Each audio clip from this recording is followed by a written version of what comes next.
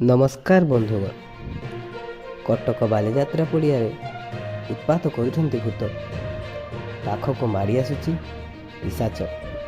ପର୍ଯ୍ୟଟକଙ୍କୁ ଘାରିଛି ଶୈତାନ ଭୟ। ଜୟ ମା ଦୁର୍ଗା ମୋହଲି ଦିନେଶ।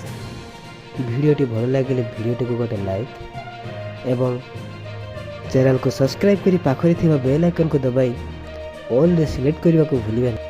ସିଲଭର ସିଟି କଟକରେ ଜମୁଛି ବାଲିଯାତ୍ରା। କାର୍ତ୍ତିକ ପୂର୍ଣ୍ଣମୀ ଦିନରୁ ବାଲିଯାତ୍ରା ପଡ଼ିଆରେ ଧୁମଧାମରେ ପାଳନ ହେଉଛି ଏହି ମେଳା।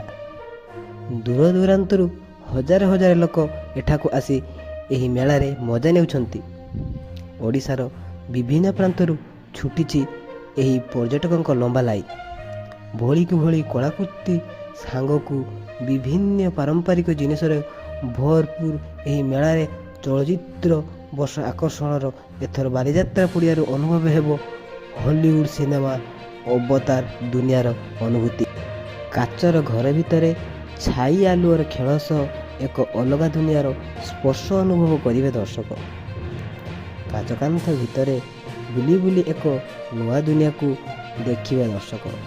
କିନ୍ତୁ ଚଳିତ ବର୍ଷ ବାଲିଯାତ୍ରାରେ ପର୍ଯ୍ୟଟକଙ୍କ ପାଇଁ ଚିନ୍ତାର ବିଷୟ ପାଲଟିଛି ଭୂତ ଭୟ। ବାଲିଯାତ୍ରା ପଡ଼ିଆରେ ଭୂତମାନଙ୍କ ଆସର ଜମିଥିବା ଦେଖାଯାଇଛି। କଥାଟା ହୁଏତ ଅଧିକାଂଶ ଲୋକଙ୍କ ପାଇଁ ଏହି ଘଟଣାଟା ବିଶ୍ୱାସ କରିବା ସମ୍ଭବ ହୋଇନପାରେ, କିନ୍ତୁ ଘଟଣାଟି ଏକଦମ ସତ। କଟକର ଐତିହାସିକ ବାଲିଯାତ୍ରା ପଡ଼ିଆରେ ହଜାର ହଜାର ପର୍ଯ୍ୟଟକଙ୍କ ସହ ଘୁରି ବୁଲୁଛି ଭୂତ ଓ ଶୈତାନ। ଅନ୍ଧାର ରାତିରେ ଝିକିମିକି ଆଲୋକରେ ଜମୁଛି ଭୂତଙ୍କ ମେଳା। ଆଉ ଆସର ଜମାଇଛନ୍ତି ଭୟଙ୍କର ଶୈତାନ।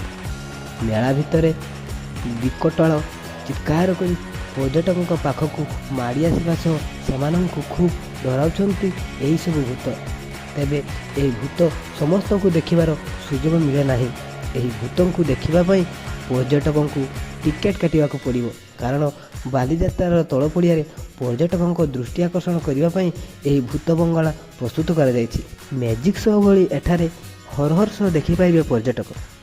ଏହି ଭୂତ ବଙ୍ଗଳା ଟିଭିରେ ଦେଖୁଥିବା ଭୟଙ୍କର ଭୂତଙ୍କ ପ୍ରକୃତ କାର୍ଯ୍ୟକଳାପ ନିଜ ଆଖିରେ ଦେଖିପାରିବେ ପର୍ଯ୍ୟଟକ। ଏଥିପାଇଁ ମାତ୍ର 50 ଟଙ୍କା ଖର୍ଚ୍ଚ କରି ଟିକେଟ୍ କାଟିବାକୁ ପଡ଼ିବ। ଏହାପରେ ବଙ୍ଗଳା ଭିତରକୁ ପଶିଲେ ଦେଖିବାକୁ ମିଳିବ ଭୂତଙ୍କ ତମସା। ତେବେ ଏହି ଶୋ ଦେଖିବା ପାଇଁ ବାଲିଯାତ୍ରା ତଳ ପଡ଼ିଆରେ ପର୍ଯ୍ୟଟକଙ୍କ ଭିଡ଼ ଜମିଛି। ପିଲାଠୁ ବୁଢ଼ା ପର୍ଯ୍ୟନ୍ତ ଏହି ଶୋର ମଜା ନେଉଥିବା ବେଳେ ଦେଖିବାକୁ ମିଳିଛି ଆକ୍ୱାରିୟମ୍ ସାଙ୍ଗକୁ ଏହି ଭୂତ ବଙ୍ଗଳା ପର୍ଯ୍ୟଟକଙ୍କ ମନ ମୋହିବାରେ ସଫଳତା ପାଇସାରିଛି।